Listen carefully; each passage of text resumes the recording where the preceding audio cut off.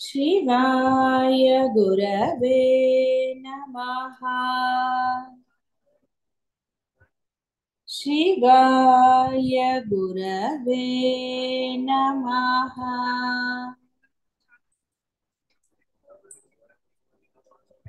शिवाय गुरवे नमः।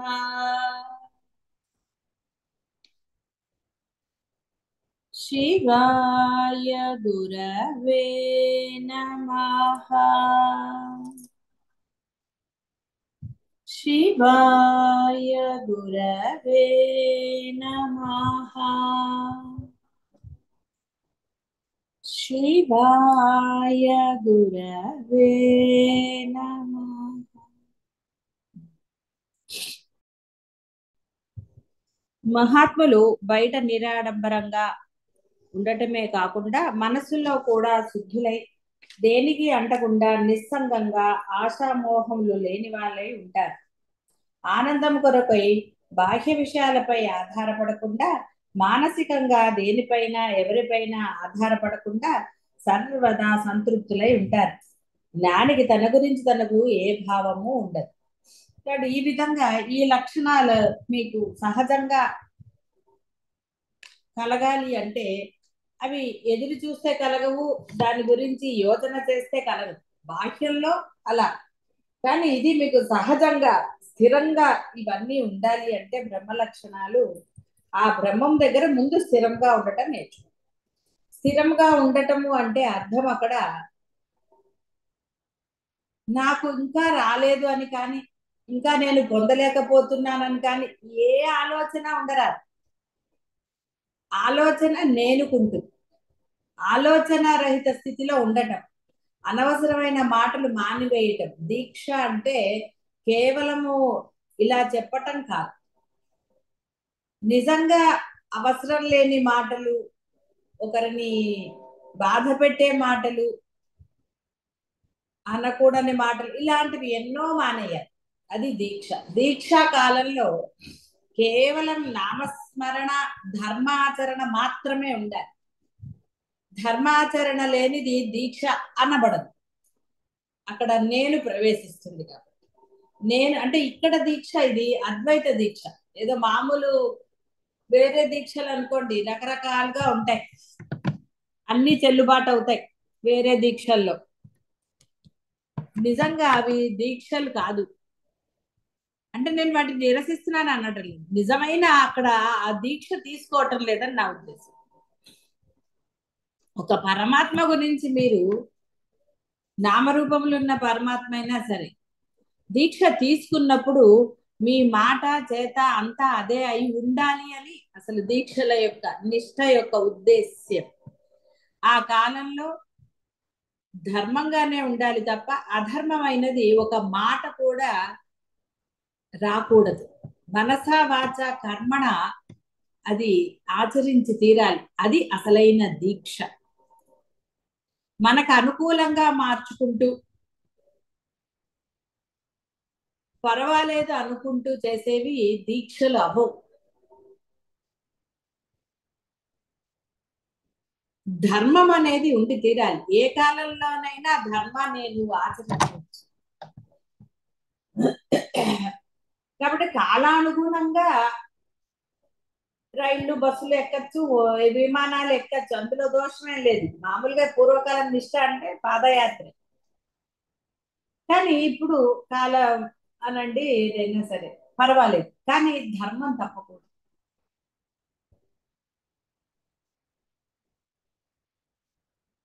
ఒకరిని పొగడటము, ఒకరిని నిందించటము రెండు కూడా.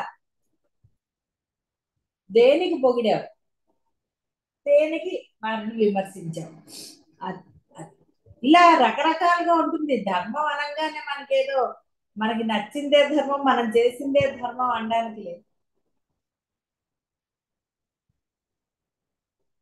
కాబట్టి ఇక్కడ ఈ దీక్ష అద్వైతంలో ఏకత్వం కోసం పొందేది. కాబట్టి మనస వాచ కర్మణ ఏకముగానే ఉండాలి. ప్రతిదీ ఆ పరమాత్మ యొక్క అనుగ్రహమే అన్నట్టుగా ఉండాలి తప్ప ఇది నా గొప్పతనము అని ఫ్లాష్ బ్యాక్లు మాట్లాడిన ఆ ఉద్దేశాలు ఇంకా మనసులో ఉన్నా ఇవి ఏవి కూడా మిమ్మల్ని ఇది చేయవు.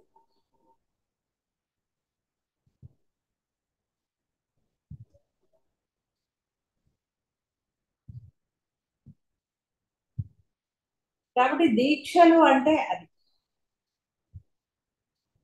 ఏది గుర్తించని స్థితి. ఆ స్థితి మీలో స్థిరంగా ఉండాలి. ఆనందంగా ఉన్నాను అనడానికి లేదు, ఇంకా నేను పొందలేకపోతున్నాను అని లేదు, ఏది లేదు. అప్పుడు మీకు ఏం చెప్పాలి గురువు గారు? విన్నది చెప్పండి అంతే.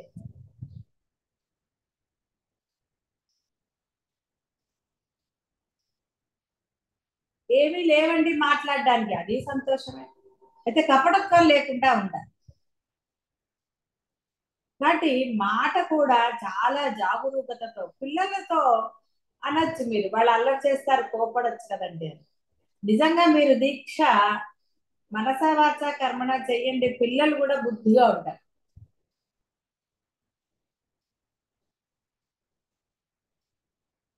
పిల్లల పట్ల మీ ధర్మం కూడా మీకు అవగతం. మీరు అతి ప్రేమగా ఉంటున్నారా వారి పట్ల, లేక కరెక్ట్ గా ఉంటున్నారా అనేది మీకు కూడా తెలియని విషయం.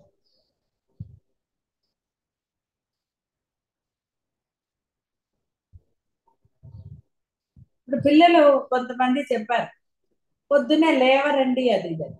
కానీ మీ మనసులో అయ్యో పాపం పోనీలే అన్న చిన్న లేస మాత్ర భావన వాళ్ళని లేవకుండా చేస్తుంది. ఎందుకంటే మీరు వాళ్ళు లేచి తీరాలి, వాళ్ళ భవిష్యత్తుకి మంచిది అన్న థాట్ మీలో దృఢంగా లేదు. కృత నిశ్చయం. ఇప్పుడు ఏదైతే మనం చెప్పుకుంటున్నాం పొందాలి దాన్ని, ఆ కృత నిశ్చయం ఉంటే వాళ్ళని కోప్పడక్కర్లా. వాళ్ళకి అర్థమయ్యే భాషలోనూ చెప్పొచ్చు, వాళ్ళకి అర్థము అవుతుంది. అంటే ఈ విధంగా కృత నిశ్చయం ఉన్నప్పుడు బాహ్యంలో కూడా అన్ని పనులు జరుగుతాయి. కాబట్టి దీక్ష అంటే అది సర్వకాలాల్లోనూ, అంటే దీక్షా సమయంలో కేవలం నోరుతో అంటే ఆ మనసుతో నామస్మరణ చేస్తే సరిపోదు. ఎందుకంటే బాహ్యంలో ఉన్నారు, మీరు ఎక్కడ అడవుల్లో తపస్సు చేయటం లేదు, నలుగురితో వ్యవహారం ఉంటున్నది. కాబట్టి మనస వాచ కర్మణ ధర్మాన్ని ఆచరించాలి, కటువైన మాటలు మాట్లాడరాదు. ఆ సమత్వ భావనతో ఉన్నారా మనసులో కూడా? అమ్మో దీక్షలో ఉన్నా కాబట్టి అని ఉంటున్నారా? ఇలా ఎప్పుడైతే మీరు ఉంటారో ఆలోచన రహితంగా ఏది చేయండి, శ్రద్ధాభక్తులతో నామస్మరణ ఒక్కటి చేయండి.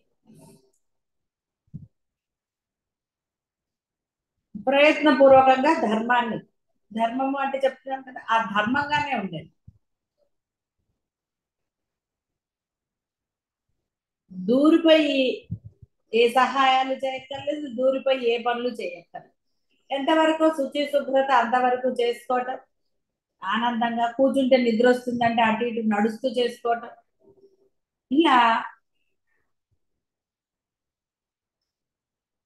సర్వకాలాల్లోనూ ఆ యొక్క ధర్మాన్ని ఆచరిస్తే, ఇది కూడా ధర్మమే, గురువు చెప్పింది ఆచరించడం కూడా పరమ ధర్మం, ఆచరణలో పెట్టాలి. కాబట్టి గురువు కేవలం నామస్మరణ ఒక్కటే అనలేదు. దైనందిన జీవితంలో మీరు ఈ సమభావం, ప్రేమపూర్వకంగా ఉండటం, నోటిలోంచి పరుషవాక్యములు రాకుండా చాలా జాగరూకతతో మాట్లాడాలి. అందరి పట్ల కూడా కోపడవలసిన సమయం వస్తే అది నిజంగా బియాండ్ వాళ్ళది అయితే అప్పుడు మీ నోట్లోంచి ఏదైనా అప్పుడు కూడా రాకూడదు అసలు. నిజంగా మీరు శ్రద్ధాభక్తులతో నామస్మరణ చేస్తే మీలో అంటే మీ మాట అంటే కొంత కోపంగా అనేది వస్తుందేమో కానీ అపభ్రంశపు మాటలు కానీ వేరేవి కానీ రావు. మీకు తెలియకుండానే మీరు అంత చక్కగా మాట్లాడారు, అది మీకు తెలియకుండా. అది అంటే ఆ సహజ లక్షణం మీకు అలానే కలుగుతుంది. కాబట్టి ఎప్పుడైతే అలా ఉంటారో ఇంకా మీరు ఎదురు చూడాల్సిన అవసరం కానీ ఇంకోటి కానీ ఏమీ లేదు. ఆలోచించక్కర్లా.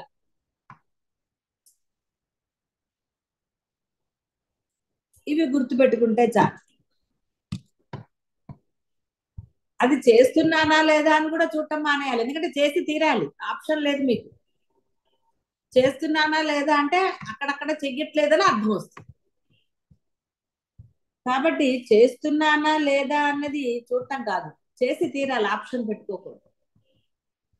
ఏమైపోదు, అంతా ఇంకా బ్రహ్మాండంగా ఉంటుంది.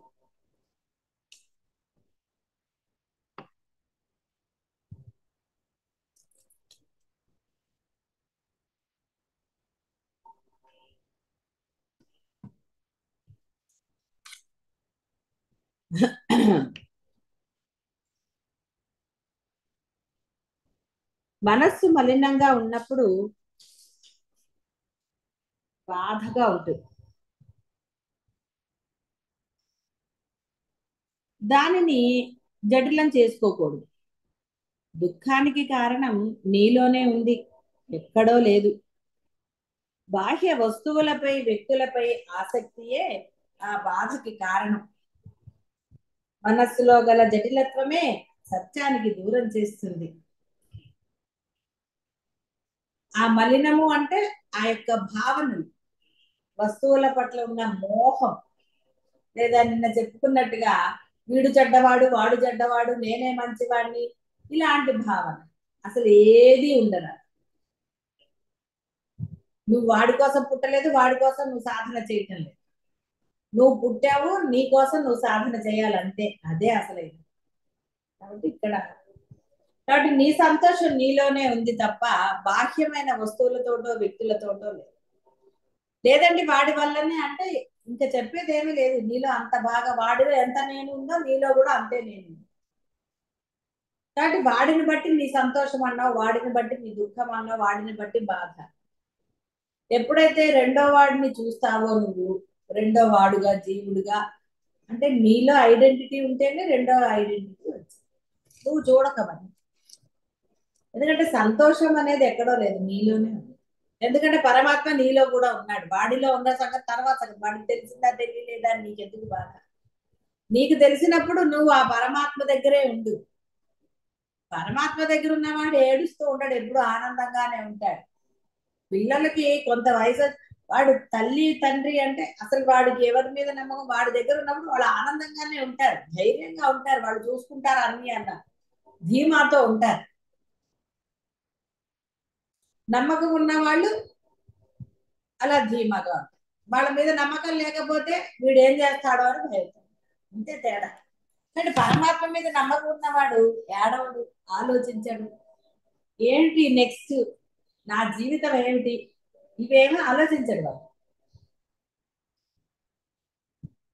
ఏ ఇంద్రియాలకి ధర్మమైన వివే చూస్తాడు తప్ప ఇంద్రియాలతో సొంతంగా ఏ నిర్ణయాలు తీసుకోడు. అంటే ఆ ఇంద్రియాలను తన ఇష్టం వచ్చినట్టుగా చేయడు. పరమాత్మ ఆ ఇంద్రియాలను ఎలా వాడితే అలా వాటిని వినియోగిస్తాడు. అప్పుడు వాడు పరమానందంగా ఉండగలుగుతాడు. కాబట్టి మనస్సులో ఉన్న జటిలత్వము అంటే అర్థం నీ మనసులోని భావాలు, దుష్ట భావనల మంచి భావనల ఏ భావన, భావరహితంగా ఉండాలి, ఆలోచన రహితంగా ఉండాలి. అంతే తప్ప ఏ ఆలోచన ఉన్నా మళ్ళీ నేనే. కొంతమంది యోగ సాధకులు ఈ సూక్ష్మ దేహ ప్రయాణము, పరకాయ ప్రవేశము, ఈ కుండలిని శక్తి, ఆత్మశక్తి మూలాధారం నుంచి పైకి ప్రయాణం చేసి ఇలాంటి రకరకాలుగా చేస్తూ ఉంటారు. కాబట్టి దానికి అద్వైతానికి సంబంధం లేదండి, అనుభవానికి సంబంధం లేదు. కాబట్టి అవన్నీ వాటి జోలికి వెళ్ళకండి. సరే వెళ్తామండి అంటే సరే వెళ్ళండి. సలహా అడిగితే చెప్పాలి కాబట్టి నేను సలహా చెప్తాను. ఇక్కడ మీరు అడగరు కాబట్టి, అంటే మీరు లక్ష్యం ఇది చెప్పుకో, ఇది అని నిర్ధారించుకున్నారు కాబట్టి, అహం బ్రహ్మాస్మి మాకు కావాలి అన్నారు కాబట్టి నేను మీకు చెప్తాను. వాటి జోలికి వెళ్ళరాదు. అది ఎప్పుడు కూడా మిమ్మల్ని ఏకత్వానికి తీసుకువెళ్ళదు. సూక్ష్మంగా ఎక్కడ పోతారండి, ఏం తెలుసుకోవాలి? అట్లా ఇక్కడికి పోవాలి, అక్కడికి పోవాలి, అది పొందాలి, ఇది పొందాలి, ఏదో చెయ్యాలి అంటే అదంతా మళ్ళీ ఐడెంటిటీనే, మళ్ళీ నేనే. నువ్వు బ్రహ్మన్రా అంటుంటే నేను బ్రహ్మం కాదు అది ఇది అని తిరుగుతా అంటే ఏం చేస్తాను? ఎవరేం చేయలేదు. కాబట్టి లక్ష్యం ఏర్పరచుకున్న వారికే గురువులు చెప్తారు, అవన్నీ కాదురా. వాటి గురించిన బోధ చెయ్యరు, వాటి గురించి ఏమాత్రం కూడా ఆసక్తి వారికి ఉండదు. కాబట్టి వారు వాటిల్లోంచే వాడు నేర్చుకుని కాదు, వాటి మీద అనాసక్తి చూపించే గురువులు ఆత్మానుభవాన్ని పొందుతారు. వేటి ఎంత ఆసక్తి ఉన్నా నీకు ఆత్మానుభవం దొరకదు, స్థిరంగా నీవు ఉండలేవు. అనాసక్తే అసలైనది, అసంగమే అని చెప్తుంటే మళ్ళీ దేహంతో యోగాలు చేస్తాను, ఆకాశంలో ప్రయాణిస్తాను, నీళ్ళ మీద నడుస్తాను, ఎందుకంటే అవన్నీ ఎవరి కోసం? మొన్నే కథ చెప్పుకున్నా, నీళ్ళ మీద నడిచొచ్చాయంటే ఆయన మీద నమ్మకంతో ఈవిడ నడిచేసి, కానీ పరమ భక్తుడైన అతను నీళ్ళని నడవలేకపోయాడు. చూడండి తేడా. ఇవేమి అని ఇవి నిజంగా అలాగే జరుగుతాయి. కాబట్టి ఎందుకండి వాటి జోలికి వెళ్తాం? అసలు నది మధ్యలోకి వెళ్ళాక నిజంగా అని అనుకుంటే గుడి మీద మునిగిపోరు. ఎందుకు వచ్చిన హాయిగా ఇంట్లో ఉండి ఏసీలో కూర్చుని సాధన చేయండిగా అంటే ఎందుకంటే లేని యోగాలు వాటికి ఏమి ఇది కాదు. ఏవో చాలా రకాలుగా ఉంటాయి, రక్తాలతోటి వాటితోటి ఎంతో కష్టపడి సాధన చేయాలి. వాటికి శ్మశానాలకు వెళ్ళాలి, ఏమిటి ఉంటో ఉంటాయి. ఎందుకు వచ్చిన గోడ? ఎవరిని ఉద్ధరిస్తారండి దాంతో? ఎన్ని చేసినా, యోగం చేసినా, ఏది చేసినా దేహం నశించక తప్పదు. కాబట్టి దేహం ఉన్నప్పుడు వీటన్నిటికీ మూల పురుషుడైన ఆ యొక్క పరమాత్మను పొందాలి, కానీ నశించే వాటిని ఎందుకండి పొందటం పని లేక? ఏ పర్సన్ ఏదో చెప్తున్నారు అనుకోండి, అన్నిటినీ బంగారం చేస్తాను, బంగారం చేసి కూర్చుంటే ఎవడో వచ్చి మిమ్మల్ని షూట్ చేసి తీసుకుపోతాడు. ఎందుకండి పర్సవేది తెచ్చి బంగారం చేస్తా అంటే నిలబడు. చిన్నప్పుడు కథలు ఉండేది, ఒక బాతు బంగారు గుడ్డు పెడుతోందని తెచ్చిపెట్టుకో, వాడికి ఆశ పుట్టింది. దీని పొట్టలో ఇంకే ఎన్ని ఉన్నాయో, ఈ రోజుకు ఒక గుడ్డు ఎందుకు, దీన్ని చంపేసేసి లోపల ఉన్నాను అంటే వాడికి బుర్ర లేదు. ఆశ పెరిగిపోతే బుర్ర పనిచేయదు. నిన్న మన సంపద మీద ఆశ పెరిగితే వాడికి ధర్మము అధర్మం ఏమి ఉండదు, వాడిగోలే ఉంటుంది. డబ్బు సంపాదించాలన్న ఆ వెర్రితనము, వాడిని ఆ మూర్ఖత్వము ఏది ఆలోచించలేదు. వాడు బాతుని చంపేశాడు. ఆ బాతుని చంపేస్తే లోపల గుడ్లు ఉంటాయి. చూసారా? ఆశ లేకుండా వాడు ఆ రోజుకు ఒక్క గుడ్డుతో తృప్తి పడి ఉంటే బాగుండేదా? ఇలాంటివి మనం చదివాం. గొడ్డలి పడిపోతే నదిలో మన దేవత వచ్చింది, వాడు ఇదిగా ఉన్నాడు కాబట్టి వాడికి బంగారం ఇచ్చి, ఇవన్నీ చదివాను. అలా ఉంది అద్భుత దీపాలు. ఆశపడని వాడికి ఆనందంగా ఉంటాడు, ఆశ ఉన్నవాడు ఆనందంగా ఎక్కడ ఉంటాడండి? ఏమీ ఉంటాడు. ఆశ ఉన్నవాడు పరమ ప్రశాంతంగా ఎప్పుడూ ఉండలేడు. వాడికి ఎప్పుడు ఏదో ఒక ఆలోచన తొలుస్తూనే ఉంటుంది. కాబట్టి సత్యాన్ని తెలుసుకోవడానికి కష్టపడక్కర్లే. అవన్నీ అంటే ఆ యోగాలు, ఇంకోటి ఊపిరిని బిగపట్టడాలు, ఏమంటారు దాన్ని మర్చిపోయాను అంటే, ఊపిరితో చేస్తారు కదా, చాలా కష్టపడుతూ ఉంటారు. ప్రాణాయామాలు ఎందుకంటే అంత కష్టం? అసలు ప్రాణం అయితే ఉంది కదా, మళ్ళీ ఆ ప్రాణాన్ని నిర్మించడం ఎందుకు చెప్పండి? అవన్నీ అనవసరమైన కష్టాలు. శ్రద్ధ పెట్టాలి దాని మీద. ఊపిరి ఉందా లేదో చూసుకోవద్దు, గబుక్కున పోతే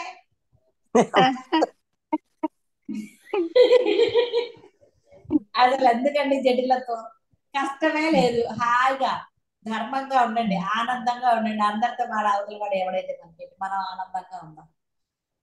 మీ ఇల్లు మీరు శుభ్రం చేసుకోండి, పక్కిళ్ళు ఎందుకంటే శుభ్రం చేయడం, మీ ఇల్లు మీరు చేసి. వాకిల్లో ఊడ్చుకోమన్నారు కానీ రోడ్డు అంతా ఉడవమనలేదుగా, మీ వాకిలు మీరు శుభ్రం చేసుకోండి అన్నాడు. అది మంచితనం ఏం అక్కర్లే. పక్క వాడిది వెనకాల వాడిది శుభ్రం చేయక్కర్లే, ఎదురుగుండా వాడిది మీరు చేయక్కర్లే. అదేం మంచితనం అంటున్నారు.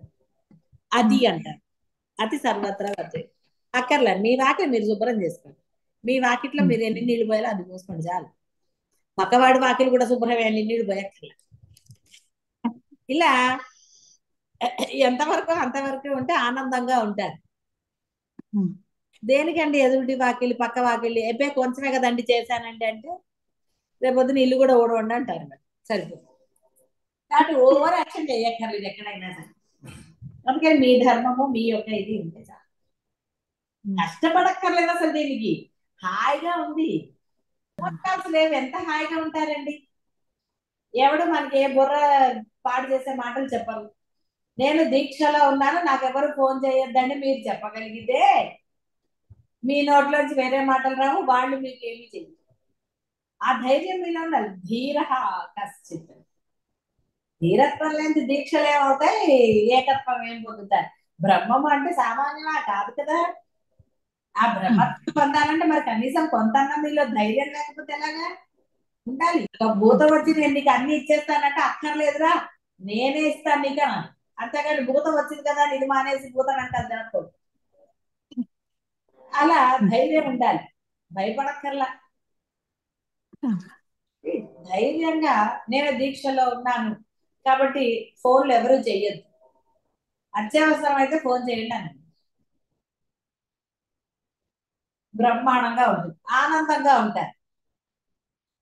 హాయిగా ధర్మాన్ని ఆచరించండి, ప్రేమగా ఉండండి, హాయిగా. బద్ధకంగా ఉండమంటలేదండి. ఏమంటే బద్ధకంగానే నాకు హాయిగా ఉంటుందంటే ఈ జన్మ కాదు, ఎన్ని జన్మలు వచ్చినా నువ్వు ఏకత్వాన్ని పొందలేదు. కాబట్టి సత్యాన్ని తెలుసుకోవడానికి అనుభవంలో తెచ్చుకోవడానికి అంత కష్టపడక్కర్లేదు. కాబట్టి అలా కష్టపడితే అంటే ఈ యోగాలో ఇంకోటి ఏమో చేస్తే వాటికి సంబంధించిన ఆలోచన ప్రవాహంలలో సత్యం మసకబారిపోతుంది, అందుబాటులో ఉండదు. ఆలోచన ఎలా పొందుతాను ఎలా పొందుతాను, ఇలా చేయొచ్చా చేయకూడదు, అలా చేయాలా ఇలా చేయాలా, ఇలా ఉండాలి అలా ఉండకూడదు, ఇన్ని ఆలోచనలు ఎందుకండి.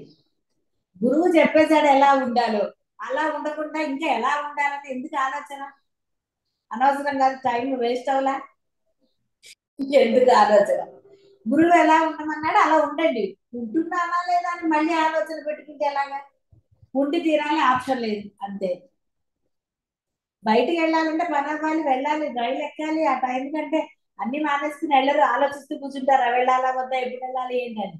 డిస్టెన్స్ తెలుసు టక్కున ఆ టైంకి వెళ్ళిపోవాలి, అంతే తప్ప ఆలోచిస్తూ కూర్చుంటారా వెళ్దామా వద్దా, ఎక్కుదామా వద్దా, పరిగెత్తుకుంటే ఎక్కుదామా, అరగంట ముందు వెళ్దామా, ఇన్ని ఆలోచిస్తారా. ఆలోచన చేస్తే ఎలా పొందుతారు. అసలు ఆలోచన లేకుండానే సులభంగా చెప్పారు, రే హాయిగా ధర్మంగా ఉండరా, ప్రేమగా ఉండన్నారు. అన్ని ఒకటే మాటలు, అసలు ధర్మం అన్నా ప్రేమ అన్నా సమత్వం అన్నా వేరేగా ఏం లేవు, సహజ లక్షణమైనది అదే. మీరు అలా ఉంటే చాలు. ఇంట్లో వాళ్ళతో ఏమిటి, ఇంట్లో వాళ్ళతో నేను ఎప్పుడు సీరియస్ గా ఉంటానండి అంటే నేనేం ప్రయత్నపూర్వకంగా చేసుకోండి. కానీ ఇంట్లో వాళ్ళతో ప్రేమగా ఉండే వాళ్ళకి బయట వాళ్ళతో కూడా ఉండే ధైర్యం వస్తే చాలు, వేరే ఏమంటారు జటిలం చేసుకోక్కర్లా. ఎలా ఎలా ఎలా ఎలా అన్నది లేకపోతేనే సులభంగా దొరుకుతుంది, ఎలా అంటే అది ఎప్పటికీ దొరకదు. కాబట్టి ఆలోచనలని ఎప్పుడైతే ఆలోచనలు ఉంటే సత్యం మసకబారిపోతుందంటే పాపంగా మబ్బులను కదా సూర్యుడు ఏం కనపడతాడంటే మసక మసకగా ఉంటాడు. ఇది అంతే, కనపడదు. సత్యం తెలుసు కానీ ఏం లాభం అంటే అన్ని అడ్డం పూసి పారేశారు, అడ్డం పెట్టేశారు, ఆలోచనలతో అడ్డం పెట్టారు, ఇంకేం దొరుకుతుంది సత్యం. కాబట్టి అందుబాటులోకి రాదు. కాబట్టి నిఖచ్చితనము, నిష్కల్మషత, హేతుబద్ధత అంటే కారణము లేకుండా ఉన్నప్పుడే ఆ యొక్క ఆ పరమానందాన్ని పొందవచ్చు. లేకపోతే బాహ్యం అన్ని బాహ్యమైన బాహ్యం అందరి అంటే పైకి చూపించేది యాక్షన్లు ఉంటాయి కదా, నేను సాధకుడిని అని బయట వాళ్ళకి చూపిస్తారు కదండి, కాస్త బిల్డప్లు ఇస్తారు కదండి, చాలా మౌనంగా ఉన్నట్టుగా చాలా గొప్పగా ఉన్నట్టుగా బిల్డప్ ఇస్తారు కదా, అందరు పొరబడిపోతారు, అబ్బా వీళ్ళు ఎంత ఇదిగా ఉన్నారు కదా అని చూపులకి. కొంతమంది అట్లా యాక్షన్లు చేస్తుంటారు, అంటే చాలా వాళ్ళు ఇదిగా ఉన్నట్టుగా పాపం బయట వాళ్ళకి తెలియదు కదండి పాపం, వాళ్ళు అనుకుని ఉంటారు అబ్బో అసలు వీళ్ళు ఎంత చేస్తున్నారు, అదే గడ్డం పెంచగానే వాళ్ళు సాధువులు అయిపోతారా. పాపం జనులు ఏమనుకుంటారు, గడ్డం పెంచాడు కాబట్టి ఈయన ఏదో సాధువు అనుకుంటారు. గడ్డం వెనకాల ఎన్ని ఆలోచనలు ఉన్నాయి వాళ్ళకే తెలుసు. ఆ గడ్డంలో ఎంత జుట్టు ఉందో అన్ని ఆలోచనలు ఉంటాయి, ఎన్ని వెంట్రుకలు ఉన్నాయి. కాబట్టి ఈ యాక్షన్లు కపటత్వాలు ఎందుకండి, దేనికి పనికొస్తాయి? వాడు ఒక నమస్కారం చేయటం లేదా మీకు పోగొట్టడంతో సరి. వాడు 4 రోజులు మీతో ఉంటే అర్థమైపోతుంది వాడికి, వీళ్ళదంతా ఒట్టి పైన పటారం లోన లొటారం అని సామెతలు చూసారా, అలా ఎందుకండి. కాబట్టి బాహ్య నిరాడంబరత నిరర్ధకము. ఇవేవి నిక్కచ్చితనము మనసులో ఇది లేకుండా, ఆ నిష్ట లేకుండా బాహ్యంలో అలా కూర్చుని ఏది తెలియదు, మీ ఇష్టం అండి మీ ఇష్టం అండి అంటూ కూర్చున్నారు అనుకోండి. అందుకే మొదటే చెప్పబడింది కపటత్వం ఉండకూడదు. కానీ నువ్వు ఎంత యాక్షన్ చేసావు, నీలో ఉన్న పరమాత్మకైతే తెలుసు కదా అది నిజమో అబద్ధమో. ఆయన ఎక్కడ మోసం చేస్తావండి, ఆయన ఎప్పుడో నేను చేస్తాడు. అందుకని ఎంత కష్టపడ్డా ఆయన్ని మోసం చేయలేదు. ఎక్కడ మోసం చేస్తారండి, గురువు కూడా మోసపోయినట్టుగా అబ్బో మీరు చేస్తున్నట్టుగా ఉంటాడు అంతే. గురువుకి తెలియదు మీరు దొంగలో నిజమైన స్వాముల దొంగ స్వాములో తెలియదండి. అందుకని ఏదో గురువుల దగ్గర కూడా యాక్షన్ చేస్తూ ఉంటారు, చేసుకొని ఏం పర్వాలేదు, గురువు ఎంజాయ్ చేస్తారు, గురువు కూడా ఎంటర్టైన్మెంట్ ఉండాలి కదా. అందుకని మీరు యాక్షన్ చేసినా తెలుస్తుంది, కానీ తెలియనట్టు ఉంటాడు పాపం. పాపం ఎందుకులే వాళ్ళని బాధ పెట్టడం అని, ఏదో దొంగ వేషం వేసుకున్నా కొన్నాళ్ళకి నిజమైన వాడుగా మారతాడేమో అని గురువు కూడా ఏమి తెలియనట్టే అబ్బో మీ అంత గొప్పవాళ్ళు లేరంటారు. బాహ్యంలో అయినా అంతే, ఏదైనా బాహ్యంలో కూడా మీ అంత గొప్పవాళ్ళు లేరనే చెప్తారు. బాధ పెట్టడం ఇష్టం లేకండి, ఎందుకు పాపం పిల్లల్ని బాధ పెట్టి ఏమిటి. సరే వాడు ఏదో అనుకున్నాడు చాలా గొప్పవాడు అంటున్నాడు, yes you are so great అంటాడు, అబ్బో నీ అంత వాళ్ళు లేరు అంటాడు. వాళ్ళు ఆనందిస్తారు కదా.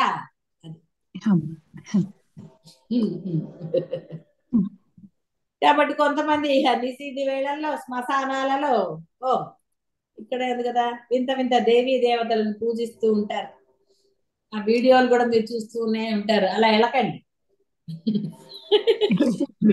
భయంతో గుడ్డాగిపోతే వచ్చింది ఏదో వచ్చింది అనుకోండి అనవసరంగా, ఏ పిచ్చి పట్టినా కూడా అనవసరంగా అలాంటి చేయకండి. కన్న పిశాచీల గురించి చెప్పా కదా, కాబట్టి అనవసరంగా అట్లాంటి వాటికన్నీ చాలా ధైర్యం కావాలి వాటికి కూడా. ఆ ధైర్యాన్ని హాయిగా సాధనలో పెట్టుకుంటే అయిపోదండి. ఎందుకు వచ్చింది ఆ శ్మశానాల్లోకి వెళ్ళటం, ఏదో వెనకాల నుంచి వచ్చి హాయ్ ఎప్పుడు వస్తావంటే అయ్యయ్యో లేనిపోనివి ఎందుకండి. దెయ్యాలతో స్నేహం మంచిదే, మంచిది కాదండి. దెయ్యంతో స్నేహం మిమ్మల్ని దెయ్యాన్ని చేస్తుంది కానీ బ్రహ్మాన్ని చెయ్యదు. అందుకని శ్మశానానికి ఎందుకండి. కాబట్టి అలాంటి వింత వింత పూజలు చేయకండి. చేసుకునేవాడు చేసుకునేవాడు చేసుకొని రాదండి, మీకెందుకు. వాళ్ళ వెనకాల కూడా పోకండి, మీ డబ్బులన్నీ వదలగొడతారు తప్ప మీకు ఏమీ ప్రయోజనం రాదు. అందుకని అలాంటి వాటికి వెళ్ళకండి.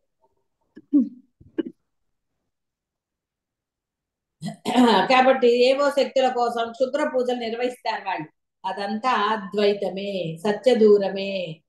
అందువలన శ్రద్ధ వైరాగ్యం అనబడే బాహ్య నిరాడంబరతతో పాటు వివేకం అనబడే అంతర్గత నిరాడంబరత కూడా అత్యంత ముఖ్యం. కాబట్టి అంతర్గతం కూడా అంటే లోపల కూడా నిరాడంబరంగా ఉండే వ్యక్తి పసిబాలుని మనస్సు వంటి శుద్ధమైన అమాయకమైన మనస్సును కలిగి ఉంటాడు. పసిబాలుతో ఇక్కడ నిరాడంబరత లోపల అంటే ఏమిటి లోపల నిరాడంబరత అంటే ఏం చేయాలండి అంటే ఏం చేయకర్లా, లోపల ఏమీ లేకపోవటమే ఆడంబరం. లోపల కూడా డైలాగులు కొట్టుకుంటారు కదండి, నా అంత గొప్పవాళ్ళు లేడని మీరు లోపల అనుకోరు. వాడు రాని ఇప్పుడు నా ప్రతాపం చూపిస్తానని లోపల అనుకోరండి. వీడికి తెలియదు కానీ నా అంత గొప్పవాడు ఇలా ఎన్నో అనుకుంటూ ఉంటారు కదండి లోపల, చాలా రకాలుగా అనుకుంటూ ఉంటారు. ఇలా మాట్లాడాలి అలా మాట్లాడాలి వాళ్ళు అలా ఉండాలి, ఈ తాడో పేడో తేల్చేయాలని లోపల అనుకుంటూ ఉంటారు కదా. లోపల ఒక చిన్న సినిమా చేస్తారు కదండి అందరూ, ఏదో మినీ మూవీ ఏదో అంటారు కదా, రీల్స్ ఏ ఉంటాయి కదా, ఈస్టమన్ కలర్, బ్లాక్ అండ్ వైట్, ఇవన్నీ ఇదే మరి. అవి ఏమీ లేకుండా ఉండటమే, ఆడంబరం లేకుండా లోపల. ఇవన్నీ ఆడంబరాలు కాదా? అటో ఇటో తేల్చేయాలి అనుకుంటారు కదా, అలా ఏదైనా సరే ఇలా రకరకాలు, ఎవరి ఆనందం వాళ్ళది. కాబట్టి అవన్నీ ఉండకూడదు అన్నారు. పసిబాలుని మనస్సు వంటి శుద్ధమైన అమాయకమైన మనస్సును కలిగి ఉండాలి. వాడికి ఏమీ లేదు లోపల, కానీ అన్ని మీరే వాడికి ఆపాదించే వ్యవహారం అది ఇది అనుకుంటే రకరకాలుగా మురిసిపోతూ ఉంటారు. వాడిని ఏం తిట్టారు, తిట్టడానికి అక్కడ వాడి దగ్గర ఏదైనా ఉంటే వాడికి ఏమనుకున్నాడో వాడు అలాగే చేస్తాడు. ఒకళ్ళని చూస్తే ఏడుస్తాడు, ఒకళ్ళని చూస్తే నవ్వుతాడు. అన్నంత మాత్రం వాడు చెడ్డవాడు వీడు మంచివాడన్నా, ఎందుకు ఏడ్చాడో వాడికి ఏడుస్తాడు. అంటే వాడి మనసులో ఏమీ లేదు కాబట్టి వాడికి ఏమనిపిస్తే అది స్ఫురణ ఏదొస్తే అది ఉంటుంది. ఎప్పుడైతే మీ మనసులో కూడా ఏది ఉంటుందో ఆ స్ఫురణ వస్తుంది. ఎందుకంటే ఏది లేనప్పుడు ఉండదు పరమాత్మ. పరమాత్మ స్ఫురణతో మీరు వ్యవహారం చేస్తారు. అది అసలు అది సహజంగా ఏర్పడాలి. వచ్చిందా లేదా వచ్చిందా లేదా అని చూడకూడదు. మిమ్మల్ని మీరు పరిశీలించుకుంటూ కూర్చోకూడదు. మొదట్లో చెప్పాను పరిశీలించుకోండి అని, ఎందుకంటే ఆచరణ కష్టమైంది కదా మొదట్లో. కోపం టక్కున వచ్చింది కదా, అందుకని అప్పుడు పరిశీలించుకోండి అన్న. ఇంక ఇప్పుడు ఆప్షన్ లేకుండా ఉంటేనే ఇది అవుతుంది. మొదట్లో కొంత ఆప్షన్ ఇస్తారు, నేర్చుకునేటప్పుడు కొంత ఇవ్వాలి కదండి. తెలిసిన తర్వాత ఇంకెందుకు ఇస్తారండి?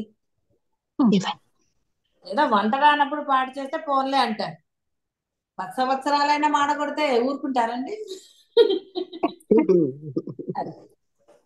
సామవేద దాన దండోపాయాల్లాగా ఉంటాయి. కాబట్టి అందరూ కూడా మీ యొక్క సాధన యందు కేవలం గురువు చెప్పింది సాధన ఏమిటో అది మాత్రమే చెయ్యండి. మీరు అయ్యారా అవ్వలేదా, ఏమిటి జరుగుతోంది, ఏం పొందుతున్నారు, ఇలాంటి వాటి పట్ల లేస మాత్రమైన ఆలోచన ఉండరాదు. కాబట్టి వీటన్నిటికీ మూలమైన ఫోన్ కాల్స్ మానేయాలి. అనవసరమైన మాటలు, డిస్కషన్స్, వాళ్ళ గురించి వీళ్ళ గురించి వేడి గురించి ఉండరాదు దీక్షా సమయంలో. పిల్లలతో అయినా సరే ఎవరితో అయినా సరే దీక్షా సమయంలో అన్నిటి నుంచి మీరు దూరంగా ఉన్నప్పుడు మాత్రమే దానిని వెంటనే పొందగలుగుతారు. ఎందుకంటే మనసు ఆ సమయంలో శుద్ధంగా ఉంటుంది. ఒక్క ఫోన్ కాల్ చాలు మీ మనసును ఒక 5-6 గంటలు ఎంగేజ్ చేయడానికి. వాళ్ళు ఏదో చెప్తారు, ఏదో ఆశిస్తారు, ఏదో ఉంటుంది. మీరు ఆ విధంగా చెప్పే వరకు వాళ్ళకి నచ్చదు. వేరేది చెప్తే వాళ్ళ కోపం వచ్చి ఇంకో 4 మాటలు మిమ్మల్ని అంటారు. వాళ్ళు అన్నారు కదా అని ఇంకొంచెం బాధ మీకు. ఎందుకండి ఇవన్నీ? అందువలన సాధకులు అంటే దీక్ష తీసుకున్నవారు, బ్రహ్మత్వం పొంది తీరాలి లేదా అహం బ్రహ్మాస్మి అనేవారు దేనిని పరికించకండి. మీకు ఏది చెప్పబడిందో అది మాత్రమే చెయ్యండి. గృహస్థాశ్రమంలో ఉన్నారు, నలుగురితో ఉంటుంది కాబట్టి బాహ్య ప్రపంచంలోకి వెళ్ళేది ఏదున్నా మానేయండి. ఇవాళ రేపు జప్టోలు గిప్టోలు అన్ని వచ్చాయి, ఇంటికి వస్తాయి, నష్టమే లేదు, బయటికి వెళ్ళక్కర్లా. ఎందుకంటే అంత పొదుపర్లు నాకు తెలిసి ఎవరు లేరు ఇందులో. హాయిగా జప్టోలో చెప్పించేసుకోండి, గొడవ ఉండదు. షాప్కి వెళ్తే గంట అయినా ఇంటికి రారు, 5 నిమిషాలు అంటారు, 5 నిమిషాల్లో వస్తారా? రారు. కాబట్టి దీక్షా కాలంలో మీరు ఏది నిర్ణయించుకోకండి. ఇక్కడికి వెళ్ళాలి అక్కడికి వెళ్ళాలి, బాహ్యం గురించి లేస మాత్రం ఉన్నా అది దీక్ష కాదు. బాగా గుర్తుపెట్టుకోండి. ఉద్యోగస్తులు తప్పదు కాబట్టి వెళ్ళండి, లేదండి దీక్షాకాలం కాబట్టి సెలవు పెట్టారంటే చాలా సంతోషం, వాడికి ఇంకా తొందరగా వస్తుంది. అబ్బాయి సెలవులు అసలు దొరకవండి అంటారు, దీక్ష తీసుకోగానే సెలవులు దొరకవండి. సత్సంగం అంటే సెలవులు దొరకవు, దేనికైనా దొరుకుతాయి. సరే, ఇలాంటి ఏమున్నా సరే అంటే ఆ నిష్ఠ అనేది కొనసాగదు అని. ఇది మీకు కూడా అనుభవమే. ఇంతకుముందు కూడా చాలా సార్లు దీక్షలు పెట్టుకున్నారు, ఏది పూర్ణం అవ్వల. కాబట్టి పూర్ణం అవ్వడానికే సలహాలు చెప్తారు. మీరు పూర్ణులు అవుతే నాకేంటి వస్తుందండి? ఒక్కొక్క కిరీటం ఏమైనా పెడతారా? అదే వీరతాడు అంటాడు ఆ సినిమాలో. ఏమన్నా వీరతాళ్ళు వేస్తారా? నాకు వేయరు కదా అలాగా. మీరైతే మీరే ఆనందంగా ఉంటారు అంతే. కాబట్టి ఇది కేవలం దీక్షలు నిష్టలు పెట్టుకున్న వారికి మాత్రమే. బాహ్య ప్రపంచంతో ఈ దీక్షా కాలంలో ఎటువంటి లిటిగేషన్ లేకుండా, లింక్ లేకుండా ఉండండి. సాధ్యమైనంత వరకు అనడం లేదు, ఉండకూడదు అంతే. అప్పుడే మనసు నిర్మలత్వం స్థిరంగా ఉండటానికి అవకాశం ఎక్కువ ఉంటుంది. మనసు స్థిరత్వానికి మీ ప్రయత్నం కానీ దానికి కాదు. ఏం పర్వాలేదు, దీక్షలో ఉన్నాను, నీ పని నువ్వు చేసుకో, ఈ పని కూడా నువ్వే చెయ్యి, దోషం ఏమీ లేదు. అలా ధైర్యంగా చెప్పటం, చెప్పగలగాలి. ధైర్యం ఉంటే మిగతాదా ఆయన చూస్తారు. కాబట్టి అందరూ దీక్షా పరులందరూ కూడా, నిష్ఠా పరులు ఎవరైతే ఉన్నారో వారు బాహ్య ప్రపంచంతో లింక్ లేకుండా ఉన్నప్పుడే ఆ నిష్ఠ పరిపూర్ణం అవుతుంది. పిల్లలు ఇంట్లో వాళ్ళు తప్పరు, వారితో కూడా ఎంత మేరకు అవసరమో అంత మేరకే మాట్లాడండి. దీక్షలో ఉన్నానని చెప్పండి, ఎవ్వరు ఏమనరు. అంటారేమోనని మీకు మీరు ఊహించుకున్నారు కాబట్టి ఆలోచన రహితంగా ఉండటానికి మీరు ఇది చెప్తే ఆలోచన రాదు. చక్కగా చెప్పచ్చు, ధైర్యంగా చెప్పగలగాలి. ఏమంటారు, దీక్ష తీసుకోమంటారా వద్దంటారంటే ఎవరు తీసుకోమన్నారు. ఎందుకు లేదు అంట, ఇంకా అప్పుడే ముసలిదాన్ని అయ్యావా, ఇంకా టైం ఉందిలే అంటారు. ఇలా రకరకాలుగా వచ్చేస్తాయి, బుర్రపాడి. అందువలన సరే దీక్షలు తీసుకున్నాను అన్నారు కాబట్టి ఏమీ పర్వాలేదు. బాహ్యాన్ని పూర్తిగా మీరు త్యజించగలిగినప్పుడే మనసు పరిశుద్ధంగా ఉండడానికి అవకాశం ఎక్కువ. ఆ పరిశుద్ధమైన మనసులో పరమాత్మ ప్రతిష్ట అనేది చాలా సులభం. కాబట్టి మీ దానిగా, అంటే మీ యొక్క నిష్ట ఎలాగో అలా చేసుకోండి. శుభం భూయాత్. శివాయ గురవే నమః.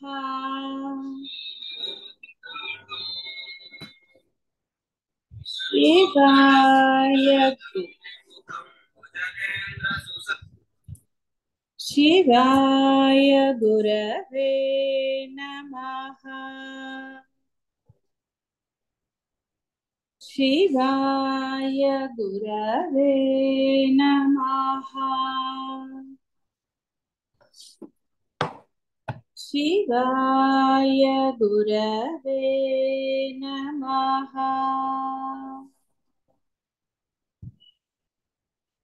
శివాయ గురవే నమః.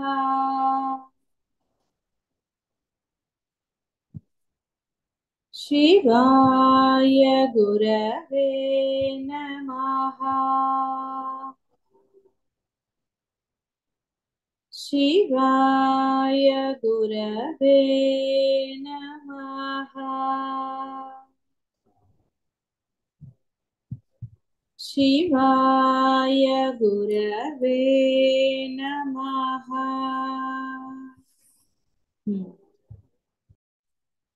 ఆధునిక సమాజాలు అభివృద్ధి పేరిట పోటీకి, అత్యాశకి పెద్దపీట. అంటే వాడికన్నా ఉన్నత స్థాయిలో ఉండాలని కానీ, మార్కులు ఎక్కువ రావాలని, ఇలా రకరకాలు ఇది ఇది వ్యక్తిని కలుషితం చేస్తాయి. అంటే నేనే ఉన్నతంగా ఉండాలి, లేదా నన్నే మంచి వాళ్ళు అనుకోవాలి, ఇలాంటి భావాలు అవన్నీ కూడా ఈర్ష్య అసూయలతో వచ్చేవే తప్ప నిజమైనవి కావు. దానివల్ల వాడికి ఎప్పుడూ కూడా ఏదో ఒకటి. కాబట్టి అవి అలాంటివి ఉండరాదు. సహజమైన వైరాగ్య భావనలు అనండి, మంచి లక్షణాలు మాత్రమే ఉండాలి ఈ లక్ష్య సాధనకి.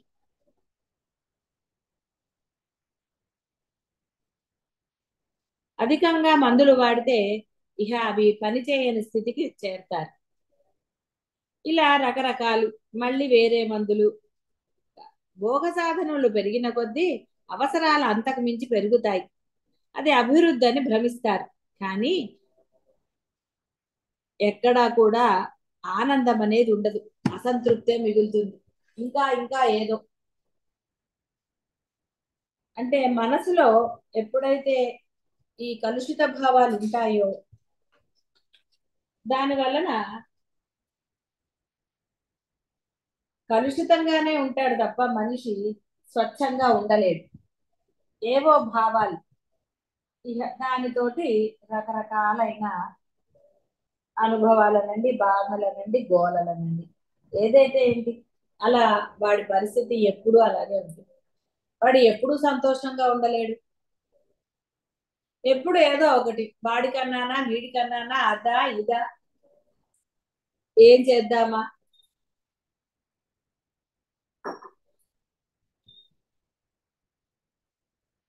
ఇలా రకరకాలుగా ఉంటుంది. అసంతృప్తే మిగిలిపోతుంది.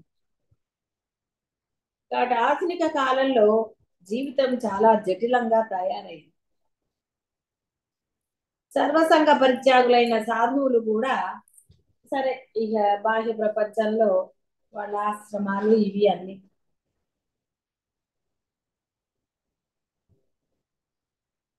ఈ పోటీతత్వము, అత్యాశ అనేవి మనిషిని అధపాతాళానికి నెట్టేస్తాయి. ముఖ్యంగా అద్వైతం అంటే సాధకులు అనేవారికి ఇవి ఎట్టి పరిస్థితుల్లోనూ ఉండకూడదు. నేనే గొప్పగా ఉండాలి, లేదా అందరూ నన్నే పొగడాలి, అందరూ నా సలహాలే తీసుకోవాలి, అందరూ నన్ను గుర్తించాలి, ఇదో పెద్ద అందరికి నాకే నమస్కారం అంటే నేను పెద్దవాణ్ణి అని నన్ను గౌరవించాలి, ఇలా రకరకాల భావనలు. ఇక నమస్కారాలు పెడితే ఇక అసలు వాడు భూమి మీద ఉండడు. ఇక ఏవో భయంకరమైన ఆలోచనలతో ఈ అత్యాస అనేది పోటీతత్వమా, గుర్తింప, ఏదైనా సరే ఇవే పిల్లలకి నేర్పిస్తున్నారు.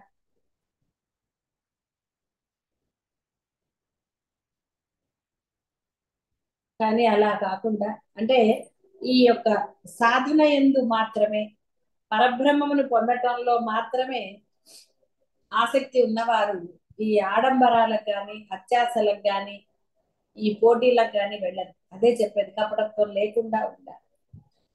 అప్పగించేసారు అన్నప్పుడు ఇక దాని గురించిన చింత అనవసరం. ఆప్షన్ పెట్టుకున్నారా, ఎప్పటికీ లక్ష్యాన్ని పొందలేదు. ఆప్షన్ లేకుండా ఉన్నప్పుడే, వాడు నాకు ఫస్ట్ ర్యాంకే రావాలి అనుకున్నప్పుడే అంత చదువుతాడు. నేను అందులో ఉత్తీర్ణుడు అవ్వాలంటే ఇప్పుడు ఐఏఎస్ సీట్ సంపాదించాలన్నవాడు పర్వాలేదు, థర్డ్ ర్యాంక్ లోపల ఏదో ఒకటి వస్తే చాలు అనుకున్నవాడు అంత కష్టపడు. పాస్ అయితే చాలు అనుకున్నవాడు కష్టం. నాకు ఫస్ట్ ర్యాంక్ వచ్చి తీరాలి అనుకున్నవాడు ఆప్షన్ లేకుండా కష్టపడతాడు. ఏది వదిలేయడు, అన్ని చదువుతాడు. ఇలా రకరకాలుగా ఉంది.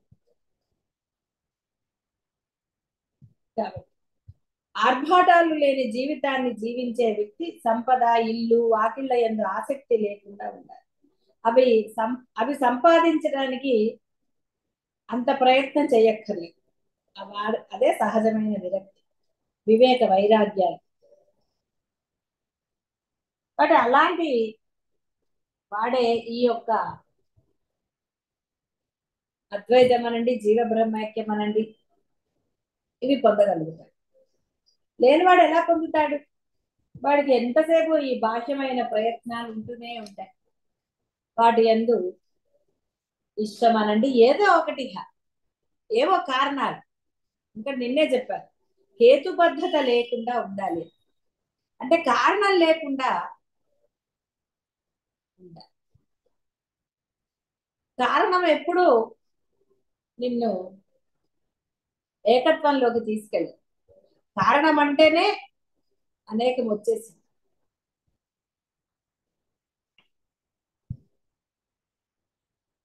బాహ్యమైన వస్తువు ఏదైనా కూడా స్వతహాగా అంటే సహజంగా విలువలేనిది, ఎందుకంటే అది నశించేది. నువ్వు 1,00,000 రూపాయలు పెట్టుకోను, 1,00,00,000 రూపాయలు పెట్టుకోను,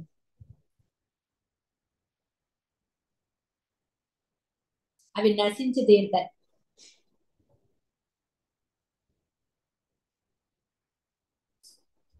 దాని ఉపయోగం ఉన్నప్పుడు మాత్రమే మీరు దాన్ని విలువ ఇచ్చినట్టు అవుతుంది. అలా కొనుక్కుని అలా పెట్టుకున్నారు అనుకోండి, అది విలువ ఉన్నది అవుతుందా? ఒక వస్తువు కొన్నారు, అది వాడుకుంటే దాని విలువ, వాడనప్పుడు కొనటం ఎందుకు? దానికి విలువ ఉన్నట్టు, అప్పుడు విలువ లేదు. సామాన్య కుటుంబంలో యువతి డైమండ్ నెక్లెస్ కావాలని పట్టుబట్టితే ఆ బలమైన కోరిక ఉండటం వల్ల దానికి విలువ ఇచ్చింది. ఏ నెక్లెస్ అయినా పర్వాలేదు అనుకున్నప్పుడు గొడవ లేదుగా. అది మాత్రమే కావాలి అనుకుంది అంటే మీరు దానికి విలువ ఇచ్చారు, అంటే ఇంపార్టెన్స్ ఇచ్చారని అర్థం అక్కడ.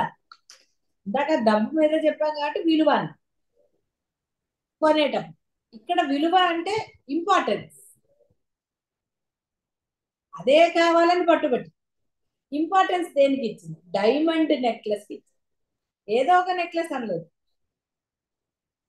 కాబట్టి నువ్వు ఇంపార్టెన్స్ దేనికి ఇస్తే దాని ప్రాముఖ్యత పెరుగుతుంది. మొండి పట్టుదల వారికి ధైర్యం ఎక్కువ ఉంటుంది కదా, టాట్ ఇంతే అని. మొండిగా ఉండే మొండివాడి కన్నా బలవంతుడు లేదని సామెత కూడా ఉంది కదా. ఏ మొండివాడితో వాదించకూడదు, ఎంతవరకు అందరూ చెప్పి వదిలేయాలి. వాళ్ళు వినరు, మొండి వాళ్ళు అంతే. వాళ్ళు పట్టుకున్న కుదేలకి మూడే కాళ్ళు. వేస్ట్ వాళ్ళతో వాదన అనవసరం, వాళ్ళకి చెప్పటమే దండగా. ఇది మంచి అని చెప్పినా వాడు వినడు, ఎందుకంటే వాడు అనుకున్నదే అది కరెక్ట్ అంటాడు, వాడు చేసేదే కరెక్ట్. సరే గోల ఎందుకంటే. కాబట్టి ఇక్కడ ప్రాముఖ్యత దేనికి ఇస్తున్నా? బాహ్యమైన నశించే వస్తువులకు ఇస్తున్నారా, దేనికి ఇస్తున్నారు? కాబట్టి బాహ్యమైనవి సహజంగా నశించేది. 30 ఏళ్ళు ఉండొచ్చు, 40 ఏళ్ళు ఉండొచ్చు, 50 ఏళ్ళు ఉండొచ్చు, ఎన్నేళ్ళున్నా అది చివరికి నశించేది. అసలు 50 ఏళ్ళు, 60 ఏళ్ళు, 70 ఏళ్ళు ఏదన్నా నువ్వు అన్నేళ్ళు ఉంటావని గ్యారంటీ నీకుందా? నువ్వే లేనప్పుడు ఎందుకంటే ఆ గోళలన్నీ, ఏ వస్తువు గురించి అయినా సరే దేనికైనా ఇంపార్టెన్స్ ఎందుకు? నువ్వే శాశ్వతుడవు కాదు, నువ్వే నశిస్తావని తెలిసిన తర్వాత కూడా మళ్ళీ నశించే వస్తువులకి ఇంపార్టెన్స్ ఎందుకండి? అంటే ఒక నశించే వస్తువు ఇంకో నశించే వస్తువు కోసం తాపత్రయపడుతుంది. ఎంత హాస్యాస్పదంగా లేదు? కాబట్టి ఇక్కడ ప్రయత్నం చెయ్యాలా చేయక్కర్లేదా అంటే అర్థం ఇక్కడ, నీకు ఇప్పుడు పరమసత్యం తెలిసింది, మరి సత్యంగా ఉండకుండా ఎందుకు ఈ ప్రయత్నాలు? ముందు సత్యం కోసం ప్రయత్నం చెయ్యి, సత్యంగా ముందు మిగులు, స్థిరంగా ఉండు, తర్వాత బాహ్యం గురించి ఆలోచించాలి. ముందు ఆ ప్రయత్నం చెయ్యి. అంటారు అందరు ఇప్పటి నుంచే ఎందుకని, నన్ను అన్నవాళ్ళు ఉన్నారు. ఇంకా పిల్లలు పెళ్లిళ్ళు కాలేదు, ఇంకా చిన్న పిల్లలు, ఇవన్నీ ఏమిటి నువ్వు అలాగా ఇలాగా అన్న వాళ్ళు అన్నారు. అన్నారు కదా, నాటి వెళ్ళక్కర్లే. రవణ మహర్షిని కూడా ఇంటికి పదండి అన్నారు, తల్లి వచ్చి ఏడ్చింది, ఆయన మౌనంగానే ఉన్నారు. ఆయన ఏమి వెళ్ళిపోలేదు, అయ్యో నాన్న చనిపోయారా వాళ్ళని ఆయన పరిగెత్తుకుంటూ ఇంటికి వెళ్ళిపోలేదు, చుట్టాలు రమ్మన్నారు కదా అని వెళ్ళిపోలేదు. ఏది పరమ శ్రేయస్సో ఆయనకి తెలిసిన తర్వాత పరమ శ్రేయస్సుగా మిగిలిపోయారు ఆయన. కాబట్టి ఆయన గురించి నువ్వు చెప్పుకున్నా ఆయన్ని ఆచరించాలి, ఆయన రోల్ మోడల్ గా చెప్పుకుంటారు. అదే ఆయన వాళ్ళు పిలిచారని వెళ్ళిపోయి ఉంటే ఏమిటి చెప్పేది? చెప్పాలి. అదే చెప్పే, కాశీలోనే ప్రాణం పోవాలనుకుని ఎవరికో బాగాలేదని బయటకు వస్తే ఏమైందండి? ఈవిడ ప్రాణం ఆగిందా? లేదండి. ఇలా జరుగుతాయి. ప్రపంచం అంటే అది నువ్వు దేనికి విలువిచ్చావు, మరి నువ్వు దేనికి విలువిచ్చావో మరి పాపం పరమాత్మ కూడా నీ ఇష్టాన్నే కదా ఇది చేస్తాడు. కాబట్టి ఒక నశించే వస్తువు ఇంకో నశించే వస్తువు కోసం తాపత్రయపడుతుంది. మరి అప్పుడు బాధే కదండి. అదేదో అంటారు, జోగి జోగి రాసుకుంటే రాలేదు ఇది. కాబట్టి ఇక్కడ మిగిలేది బాధ. కాబట్టి నీకు సత్యం తెలిసిన తర్వాత ముందు సత్యం కోసం ప్రయత్నం చేయి. నువ్వు ఆ సత్యంగా స్థిరంగా ఉండడానికి ముందు ప్రయత్నం అది చెయ్యి, తర్వాత బాహ్యం గురించి ఆలోచించవచ్చు. ఎక్కడికి వెళ్ళదు అది. నీ దేహం ఉన్నన్నాళ్ళు బాహ్యం ఉండే ఉంటుంది, ఎక్కడ పోతుంది అది? నువ్వు వదిలితే కదా అది పోవడానికి. కాబట్టి దానికి చెప్పచ్చు. పిల్లల్ని అంటారు కదా, ఒరే అల్లరి చేయకుండా ఇక్కడే ఉండు, నేను వంటింట్లో పనుంది చేసుకుని వస్తానని, లేదా బజార్ వెళ్ళొస్తాను జాగ్రత్త అని బయట తాళపెట్టుకుని వెళ్ళరు. ఇది అంతే. బాహ్యానికి చెప్పచ్చు, కొన్ని రోజులు మిమ్మల్ని వదిలేస్తున్నాను నేను, ఎక్కడికి పోకండి, ఇక్కడే ఉండండి, నేను సత్యంలో స్థిరత్వం పొంది మీ దగ్గరకు వస్తానని చెప్పండి. పోనీ అంటే మీ తృప్తి కోసం, మీ మనసు తృప్తి కోసం అలా చెప్పుకుని దీక్ష తీసుకుని పూర్ణత్వం పొందండి. ఎక్కడ పోతుందండి? ఎవరు ఎక్కడికి పోతారు? ఎవరు ఎక్కడికి పోతారు? మీ మంచితనం మీ దగ్గరే ఉంటుంది. మీ మంచితనానికి మీరు గుర్తింపు మీరు కోరుకోకూడదు.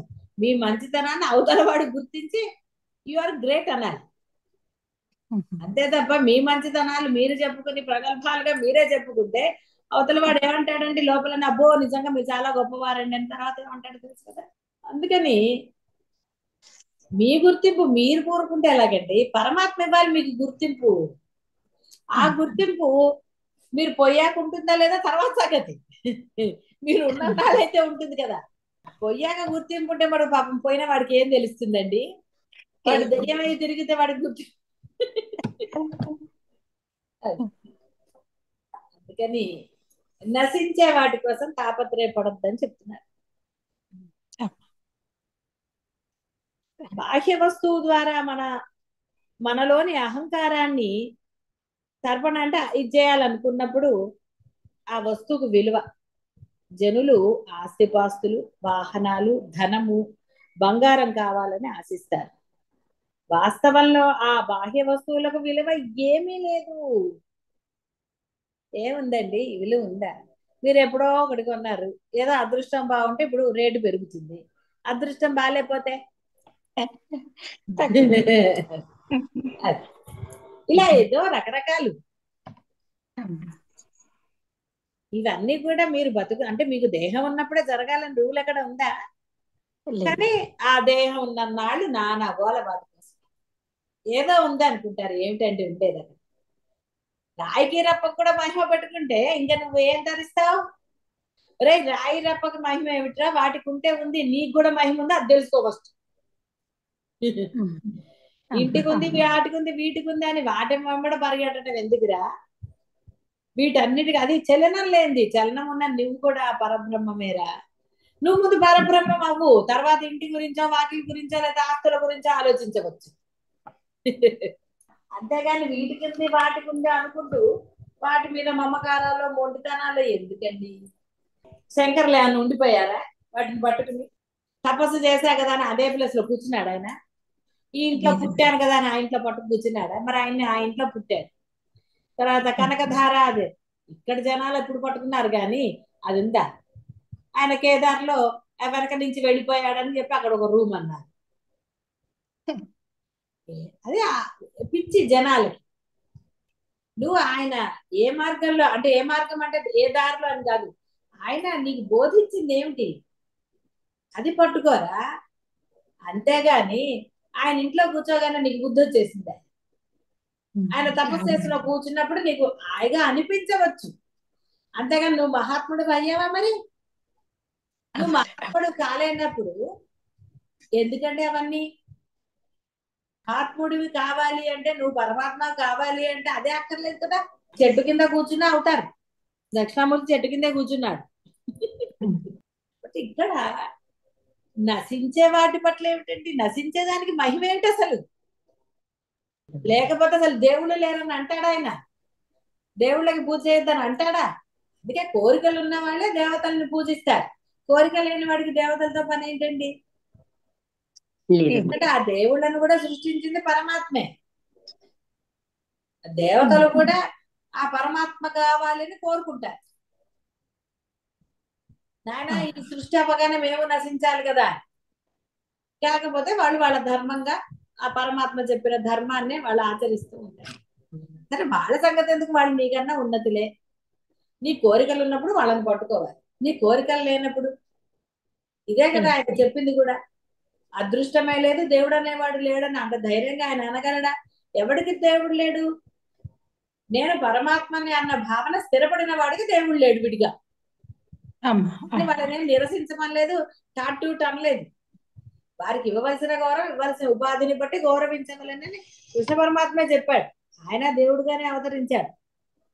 ఆయన బోధ కూడా మనం వింటున్నాం. కానీ దేవుళ్ళని ఎలా నిరసిస్తారు? నిరసించడానికి లేదు. అంటే ఇంత ముందు ఇలాగా నువ్వు అంత కష్టపడక్కర్లేదురా, నియమ నిష్టలు పెట్టి పూజా పునస్కారాలు ఎలా చేశారు మీ అందరికీ తెలిసిందే. ఎవరి పూజలు ఎలా చేశారు, అందరికీ ఒకే రకంగా భక్తి భావన లేదు, ఏంటి చేశారో తెలుసు కదా. అందుకే తెలుసు. చాలాసార్లు చెప్తారు, మీ కోరికలు ఉంటే మళ్ళీ దేవుడి పూజలు చేసుకోవాల్సిందే. పూజ లేని వాళ్ళే అవి మానేయాలి. సంధ్యావందనాలు మానేయాలి, పూజలు మానేయాలి. బ్రాహ్మడు అయితే సంధ్యావందనం చేయాల్సిందే కోరికలు ఉన్నప్పుడు. కోరికలు లేవనుకోండి, నువ్వు నేను పరమాత్మ సాధన చేస్తాను అనుకున్న వాడికి పూజలతో పని ఉంది, అక్కర్లేదు. అదే కదా రమణ మహర్షి చెప్పింది కూడా అదే. శంకర ఇచ్చింది అదే కదా. చదువుతున్నారు కదా రోజు, శంకర్లు ఏవో చదువుతున్నారు కదా. అనంతుడైన వాడికి ప్రదక్షిణ ఎలా చేస్తాం? ఎప్పుడు తృప్తిగా ఉండేవాడికి నైవేద్యం ఏం పెడతారు? ఆచమనం ఏమని చేస్తారు? కాబట్టి ఇక్కడ అర్థం ఏమిటి? రెండో వాడు లేని వాడికి నమస్కారం ఎవరికి?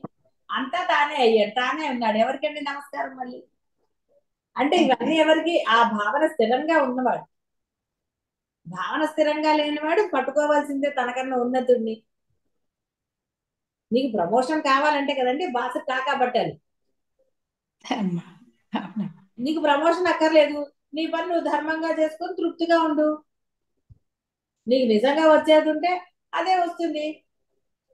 ఇంకా బాసకు కాకపట్టాల్సిన ఆవశ్యకత ఎక్కడుందండి? బాసను ఎప్పుడు కాకపడతారండి?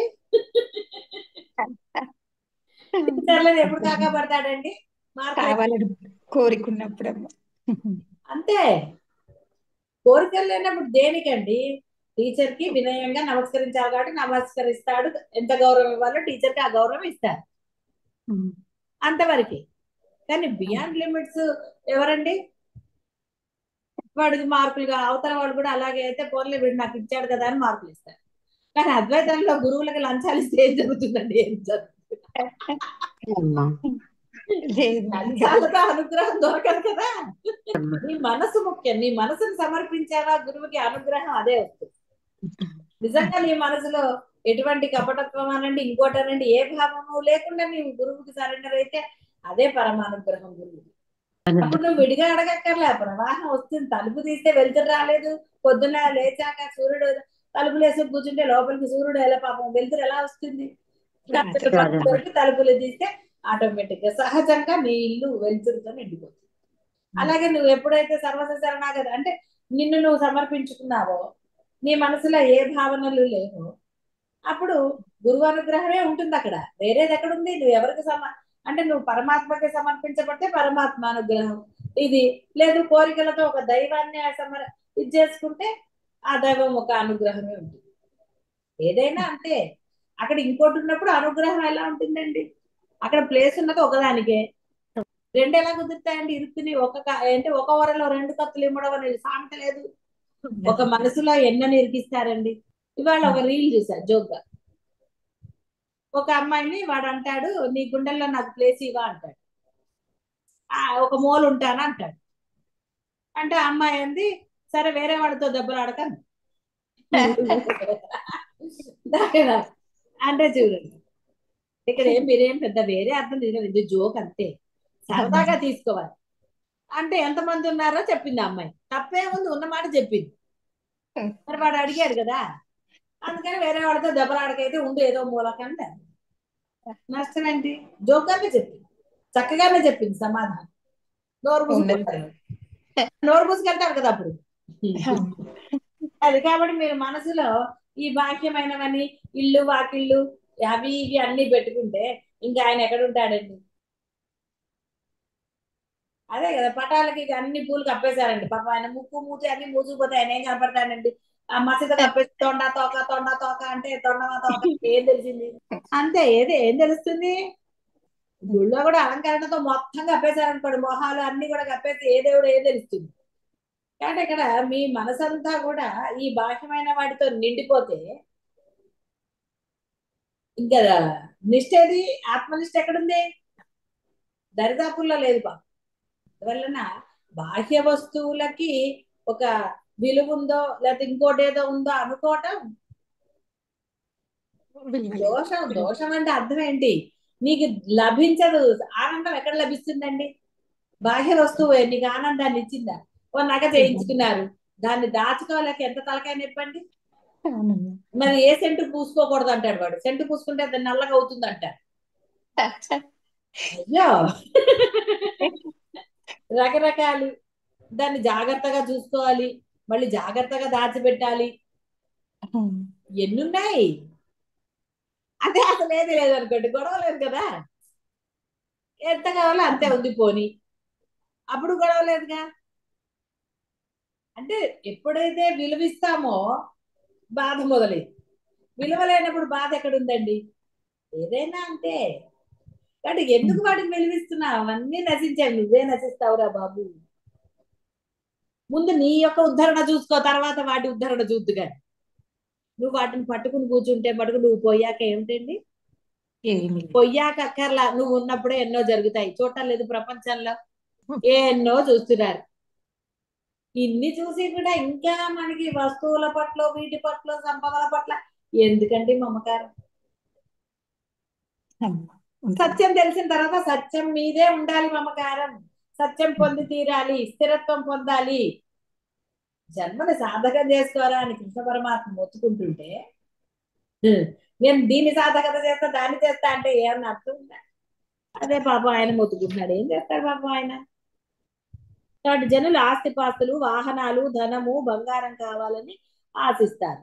ఆ వాస్తవంలో ఆ బాహ్య వస్తువులకు విలువ ఏమీ లేదు.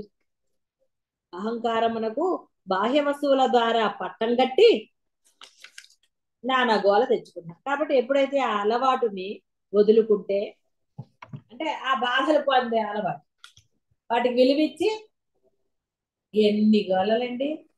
సొంత ఇంట్లో ఉండంగానే సరిపోయిందా? ఎన్నున్నాయి? కాబట్టి ఎప్పుడైతే బాహ్య వస్తువుల ద్వారా పట్టం కట్టే అలవాటుని, అహంకారానికి, అహంకారమే కదా నేనుకే పట్టం కట్టడం, నాది గొప్పగా, నేను కాబట్టి ఇంత చేశాను, నేను కాబట్టి ఇన్ని కొన్నాను, నేను కాబట్టి, ఇలా డైలాగులు కొట్టే వాళ్ళకి ప్రపంచంలో ఏం తక్కువ లేదండి. అహంకరించే వాళ్ళకి లోకంలో తక్కువే ఉందండి. అది. కాబట్టి ఈ అలవాటు మానుకుంటే స్వతహాగా వాటికి విలువ లేదని అవగతం అవుతుంది, గ్రహింపుకు వస్తుంది. నేను పోతే మీకు అర్థమయ్యేది అదే కదా. సత్యమే కదా తెలిసింది ఇప్పుడు. నేను లేకుండా ఉన్నప్పుడు కదా సత్యం తెలిసింది. నేనుతో విన్నప్పుడు మీకు అర్థం కాలే. నేనుతో విన్నప్పుడు అయ్య బాబోయ్ అని భయం వేసింది, దూరం దూరంగా ఉన్నారు. ఎప్పుడైతే ఆ నేనులో మొత్తం నేను పోకపోయినా కొంత నేను సహజంగా నశించింది కాబట్టి ఇప్పుడు కదా అసలు విలువ తెలిసింది, అసలు నేను తెలిసింది, అసలు సత్యాని కోసం ప్రయత్నం ఇప్పుడు కదా మొదలైంది. ఎప్పుడైతే బాహ్య వస్తువులకు విలువ ఇవ్వటం మానేశారో అప్పుడు కదంటే నిజమైన నేను బయటకు వచ్చింది. అవును. కాబట్టి బాహ్యమైన వాటి గురించి కష్టపడకండి. ఏదో చెయ్యాలి, ఇప్పుడు శిరీష ఏదో చదువుకోవాలి, ఉద్యోగం చేయాలి, ఇలాంటివన్నీ కూడా అమ్మా నువ్వు దానికి విలువిచ్చావనుకో, అమ్మా విలువిచ్చినప్పుడు నీకు బాధ కలుగుతుంది అది చెయ్యలేకపోతే. విలువ ఆ, ఇవ్వకుండా అమ్మా సహజంగా జరుగుతోంది అనుకో, నీకేం అనిపించదు, అవునమ్మా ఏది ఉండదు. అలాగే అమ్మా పరమాత్మకు విలువ ఇవ్వు, అప్పుడు పరమాత్మ నీకు దానివల్ల ఉపయోగం ఉందో లేదో ఆయన ఇచ్చేస్తాడు. సో, అలా చదువు వల్ల మామూలుగా అందరూ ఏమంటారు, చదువుకుంటే మంచిదేలే చదువుకో అంటారు, ఓ ఉద్యోగం అమ్మా వస్తే చేసుకో అంటారు, అంటారు. ఎందుకంటే బాహ్యంలో వాళ్ళు వాళ్ళు అవన్నీ పట్టించుకోరు, పొట్టిగా అంటారు. కానీ నిజంగా అవును ఆ చదువు వల్ల నీకు శ్రేయస్సు ఉందో లేదో పరమాత్మకు తెలుసా, ఎవరికి తెలుసు? పరమాత్మకి తెలిపే ముందు సత్యం కోసం ప్రయత్నం చేస్తే ఆ సత్యము నీవు వీటి కోసం ప్రయత్నం చెయ్యాలో అక్కర్లేదో డిసైడ్ చేస్తా. అలాగే అమ్మా అప్పుడు పరమానందంగా ఉంటుంది ప్రయత్నం చేసిన, ఆ, అలాగే పరమానందంగా ఉంటుంది, ఏమీ అందులో ఏమి డెఫినెట్ గా అలాగే ఉంటుంది. అలాగే అమ్మా అలాగే పరమాత్మ అప్పుడు పరమాత్మ లోపల ఘర్షణ జరగదు. అరే ఎలా ఎట్లాగా ఇప్పుడు ఏం చేయాలి, ఇప్పుడు నీకు వచ్చిన ఆ సందేహం అని కూడా లోపల ఒక ఇదిగా ఉంటుంది కదా. అరే ఇప్పుడు అవును వెళ్ళా వద్దా, అయ్యో క్లాసులు అయిపోతాయేమో, అదే అయిపోతుందేమో, ఇలా అవును రకరకాలు. అప్పుడు సాధన ముందుకు వెళ్ళదు కదా. కాబట్టి అవును ఇప్పుడు సత్యం కోసం నువ్వు ప్రయత్నం మొదలు పెట్టావు కాబట్టి ముందు ఇందులో పాస్ అయిపో. నువ్వు అలాగే సులభంగా పాస్ అవ్వచ్చు, కొంచెం అలా కష్టపడితే చాలు. ఎక్కడికి వెళ్ళక్కర్లే కదా దీనికోసం. ఎండలో అవును అసలే అవును ఎండాకాలం. అలాగే ఉమ్, అలాగే ఆచరిస్తానమ్మా. ఉమ్. కాబట్టి అ- బాహ్య వస్తువులకు పట్టగట్టే అలవాటు వదులుకుంటే స్వతహాగా విలువ ఏది లేదని మనకు తెలుస్తుంది. మనలో కోరికల జంఝాటం ముగుస్తుంది. అది ఏ మానసిక పరిపక్వత. కౌపీనవంత అని వాక్యంలోని అంతరార్థం అదే. సాధకులు నిటారుగా కూర్చుని కళ్ళు మూసుకుని ఈ వాక్యం యొక్క గూఢార్థాన్ని ధ్యానం చేస్తే, అంటే అవగతం చేసుకుంటే, ఆ వాక్యం యొక్క పరిపూర్ణమైన అర్థము, బంధరహిత స్థితి, స్వేచ్ఛ, స్వాతంత్ర్యం యొక్క గొప్పతనము అనుభవానికి వస్తాయి. అదే అద్వైత అనుభూతి. కాబట్టి పరమ సత్యాన్ని ముందు అనుభూతి పొందాలి, ఆ అనుభూతిని ఆస్వాదించాలి. ఈ ఆనందం మీకు ఎక్కడా దొరకదు. అన్నీ కూడా కారణంతో కూడినవి కాబట్టి ఆ కారణం ఉన్న కాసేపే, తర్వాత కూడా కారణం చెప్పిన ఆనందం ఏం జరగదండి, కాసేపే ఉంటుంది. పెళ్లి కారణం, పెళ్లి కుదిరిందన్న కారణం సంతోషాన్ని ఇచ్చింది. ఖర్చు అయిందన్న కారణం చూసారా, అది కూడా మరి పెళ్ళే కదా, మరి పెళ్లి ఖర్చే. ఆ, అంటే ఉంటుంది కదా. అబ్బా అయితే అంతే అయిపోతాను లేదనుకోండి, అప్పుడు వేరే విషయం. అది ఉండాలని రూల్ ఏం లేదు ప్రతి వాళ్ళకి. ఒట్టిగా సరదాగా ఇదైతే అందరికీ ఇదే కదా అని చెప్పటం. కాబట్టి ఇక్కడ బాహ్య వస్తువులకు విలువ ఇవ్వటం మానేస్తే బాధ కలగదు. ఎందుకంటే బాహ్యం అంటేనే బంధముతో కూడింది. బంధం అనగానే మనుషులు అక్కర్లా, వస్తువులు కూడా బంధమే కదా. ఎన్ని వస్తువులతో బంధం లేదండి.